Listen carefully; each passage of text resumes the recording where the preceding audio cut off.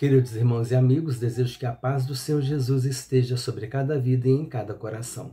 Vamos hoje concluir a lição 3 com o estudo do tópico 3, o tópico 3 que diz como essas heresias se revelam hoje. O título da lição, só lembrando, da lição 3, é a encarnação do Verbo. E aqui o objetivo é relacionar como as heresias que negam a humanidade e a deidade de Cristo se revelam atualmente. Então há várias heresias que hoje negam a humanidade de Jesus, a divindade de Jesus. E tem 3, como essas heresias se revelam hoje. 1. Quanto ao nascimento virginal de Jesus. Há movimentos que negam o nascimento virginal de Jesus e ensinam que ele não foi gerado pelo Espírito Santo. Negar a concepção e o nascimento virginal de Jesus é uma das marcas desses movimentos. É o ensino moderno de Cerinto e seus seguidores.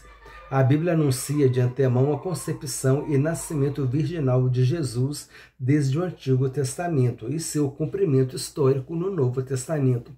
Jesus foi gerado pelo Espírito Santo. Mateus capítulo 1, versículos 18 e 20.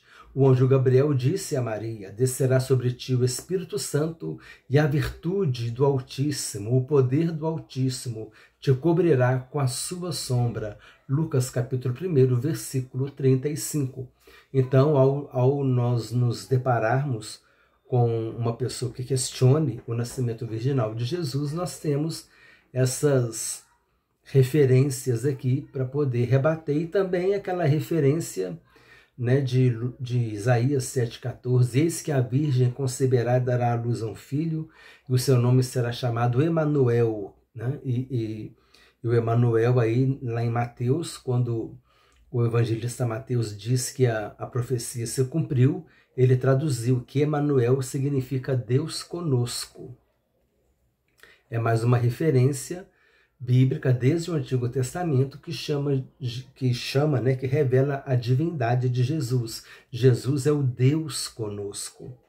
Outra, lá em Isaías 9,6 diz: porque o menino nos nasceu, um filho se nos deu, e o poder está sobre os seus ombros, e o seu nome será maravilhoso conselheiro, Deus forte, Pai da eternidade, príncipe da paz. Olha só, Jesus é chamado de Deus forte, Pai da eternidade, príncipe da paz. Aí também, então, Isaías 7,14 e Isaías 9,6 são 2 versículos do Antigo Testamento, dentre alguns outros, mas são esses 2 versículos do Antigo Testamento que revelam a divindade de Jesus, porque fazem referência a Jesus no Antigo, faz referência ao nascimento de Jesus no Antigo Testamento.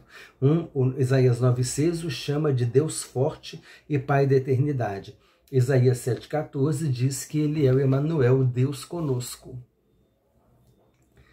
3.2. Quanto à morte e ressurreição de Jesus. Quanto à morte e ressurreição de Cristo. Há heresias também que negam a morte e a ressurreição de Jesus. O heresiarca gnóstico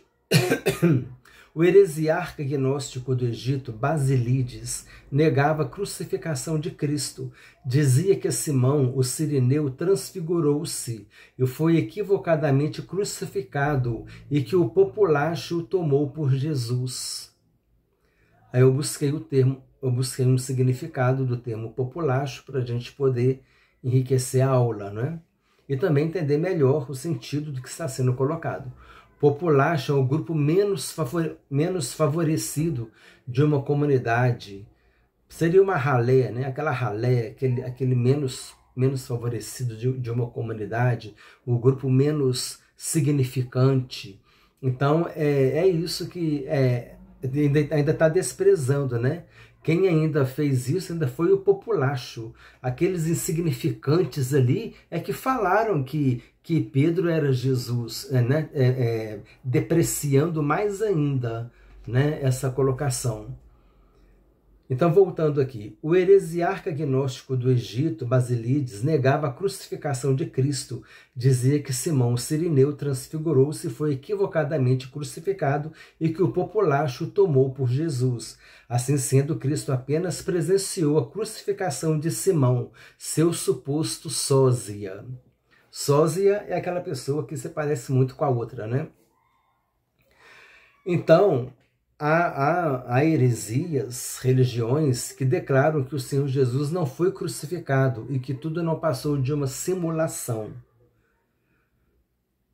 Engraçado, né, irmão? Simulação, uma simulação daquele jeito até os soldados romanos, então, foram enganados também, né? Então, os judeus que estavam com sangue no olho, né? Os judeus estavam com sangue no olho para crucificar Jesus. Eles foram enganados também, ninguém percebeu que aquilo foi um engano, né? Então, são coisas assim que facilmente você questiona. Essa doutrina contraria todo o pensamento bíblico e os fatos históricos. A Bíblia ensina que Jesus morreu e ressuscitou dentre os mortos.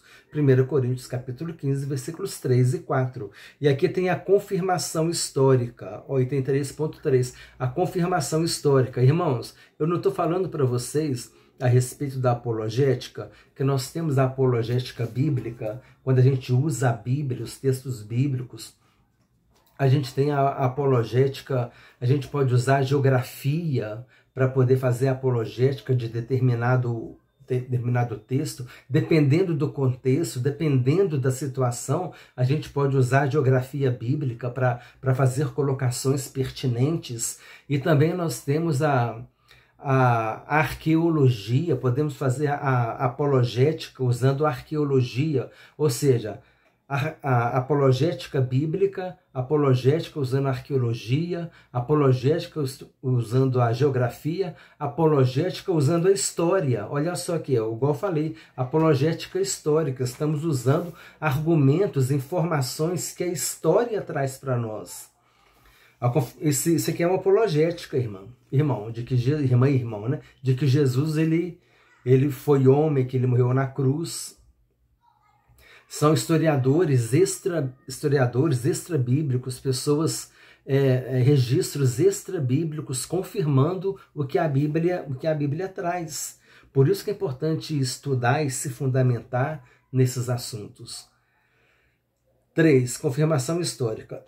A confirmação bíblica e histórica da morte de Jesus é um fato incontestável. Historiadores não cristãos, judeus e romanos, atestaram a morte de Jesus. Flávio Joséfo, historiador judeu, ele escreveu a história dos hebreus, viveu de 37 a 100 depois de Cristo. Disse, acusaram-no perante Pilatos, e este ordenou que o crucificassem. Os que o haviam amado durante a sua vida não o abandonaram depois da morte. Flávio Joséfo também foi testemunha do cerco a Jerusalém. Na história dos judeus, ele faz um relato triste, angustiante a respeito do cerco a Jerusalém. Nós temos um estudo sobre o cerco a Jerusalém aqui no nosso canal. Eu vou buscar esse link, eu vou deixar na descrição do vídeo. Quando Jesus falou assim para as mulheres, né? Não chore por mim, mas chore pelos seus filhos, mulheres. Que Jerusalém, quando seus inimigos te cercarem com as trincheiras. Então, todo esse contexto. Jesus estava profetizando sobre o ano 70 depois de Cristo, né? Quando o general Tito, ele depois se tornou imperador de Roma, né? Ele era filho, se eu não me engano, era de Vespasiano.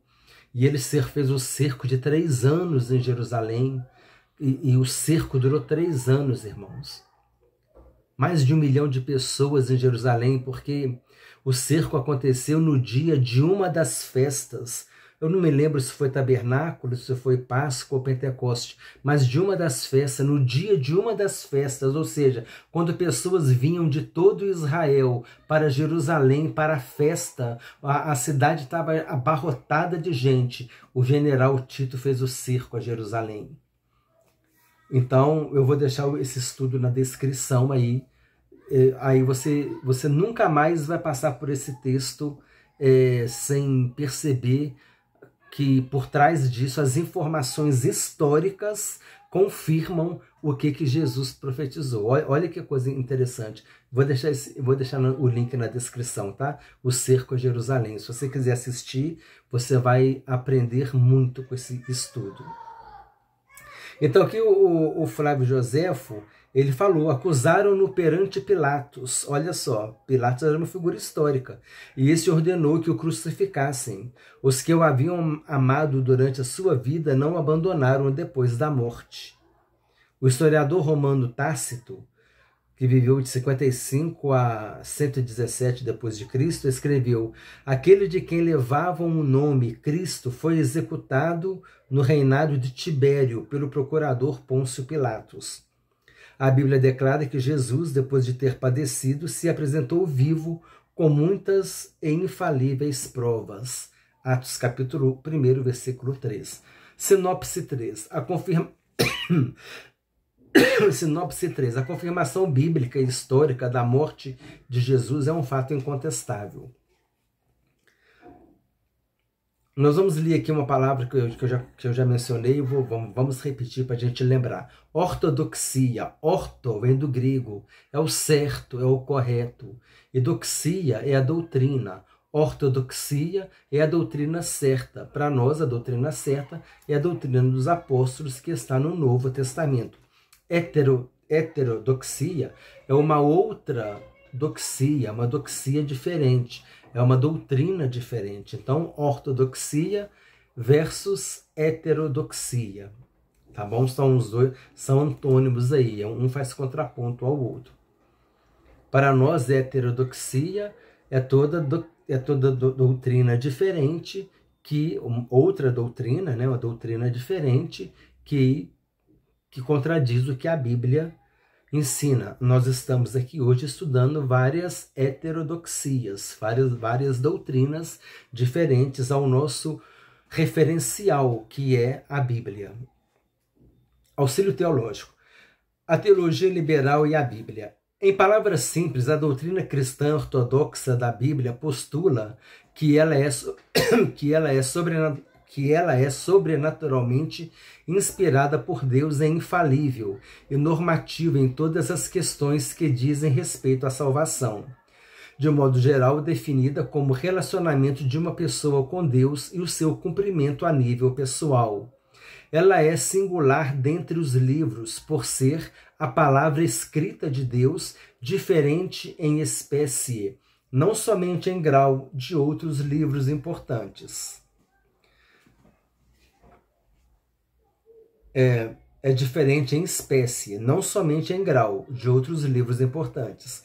Essa crença no status especial da Bíblia é encontrada na própria Bíblia. 2 Timóteo capítulo 3, versículos 16 e 17, 2 Pedro capítulo 1, versículos 20 e versículo 21. E ao longo da história da Igreja, desde os pais eclesiásticos até o pensamento ocidental da era moderna, quando os deístas, por exemplo, começaram a questionar a inspiração e a autoridade da Bíblia.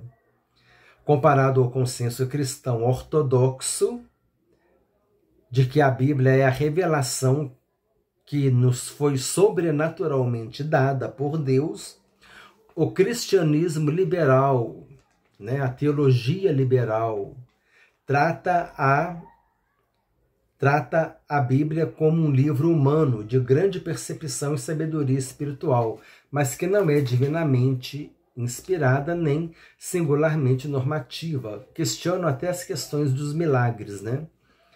Os cristãos liberais são, no entanto, extremamente relutantes em falar sobre a autoridade da Bíblia, e isso os deixa sem uma fonte ou norma objetiva para as crenças e as doutrinas cristãs. Não tem jeito, né, irmãos? A palavra de Deus é o referencial. Começa a querer inventar coisas, você acaba, em algum momento, você pisa em falso, você não consegue sustentar o que você está dizendo contra a Bíblia. Conclusão. As expressões "o Verbo se fez carne" e "Jesus Cristo veio em carne" significam uma resposta aos docetas. Os evangelhos revelam vários atributos característicos do Jesus ser humano. Ele foi revestido do corpo físico porque o pecado entrou no mundo por um homem e pela justiça de Deus tinha de ser vencido por um ser humano. Jesus se encarnou, fez-se homem, sujeito ao pecado, embora nunca houvesse pecado, e venceu o pecado como homem, aquilo que nós falamos. Jesus, ele venceu o pecado como homem, na carne, né? E por isso ele teve a vitória. E ressuscitou, venceu, então ele tem poder sobre o pecado, porque ele venceu o pecado, ele estava na carne, e na carne ele não cometeu o pecado. Revisando o conteúdo, 5 perguntas e respostas. Número 1, como o docetismo pode ser definido? O docetismo é a mais antiga heresia da história da igreja e consiste em negar que Jesus tivesse um corpo físico humano. Sua humanidade era simplesmente uma aparência, como um fantasma, como um holograma, né? Conforme consideramos no primeiro tópico. Quais os 3 principais heresiarcas docetas? O Cerinto, Saturnino e Marcião, também vimos no tópico 1º. 3. Qual a gravidade do docetismo? A gravidade dessa heresia está em afirmar que Jesus não teve corpo físico real. Então ele também não morreu, e se não morreu, também não ressuscitou, e se não ressuscitou, logo não há esperança de salvação. Tudo com o objetivo de anular o sacrifício de Jesus na cruz do Calvário. Número 4. O que o apóstolo reitera na introdução do Evangelho de João, o apóstolo reitera o que afirma na introdução do seu Evangelho. O que vimos com os nossos olhos, o que temos contemplado e as nossas mãos tocaram da palavra da vida. Pergunta número 5. Quem na antiguidade e atualidade nega a crucificação do Senhor Jesus? O heresiarca gnóstico do Egito, Basílides, negava a crucificação de Cristo. Dizia que Simão, o sirineu, transfigurou-se e foi equivocadamente crucificado, e que o populacho, aquela turminha mais desprezível ali da sociedade, o tomou por Jesus. Quer dizer, o populacho conseguiu enganar os judeus, né? Como eu disse, estava com sangue nos olhos para matar Jesus, conseguiu enganar os soldados romanos, conseguiu enganar Pilatos. Pilatos disse, eis aqui o homem, né? Antes de ser crucificado, Pilatos disse, eis o homem. O próprio Pilatos já estava falando que Jesus era homem, era um ser humano, quer dizer, ele veio em corpo físico. Então, quer dizer, enganou todo mundo, né? Viu como é que é fácil refutar? Então, hoje nós temos religiões que negam que Jesus foi crucificado. Então, nós, tendo esse conhecimento, a gente consegue explicar, né, irmãos, com amor, com carinho, explicar as verdades bíblicas. Assim, meus irmãos, nós terminamos a lição. Foram 3 vídeos, cada vídeo com um tópico. Eu acho que assim ficou melhor. Gostaria de ouvir a opinião dos irmãos. Eu acredito que é melhor assim, a gente dividir em vídeos menores. Assim, se os irmãos quiserem assistir os vídeos por completo, não vai ser tão longo. Deixa um comentário, né? E nós estaremos também retribuindo com todo amor, carinho, toda fidelidade. O seu comentário, ele nos leva ao seu trabalho, e ali também nós honramos os irmãos como deve ser. Amém? E os irmãos entenderam esse como deve ser. Amém? Desejo que Deus te abençoe ricamente em nome do Senhor Jesus Cristo, e compartilhe com irmãos e amigos e com todos aqueles que gostam de estudar a palavra de Deus.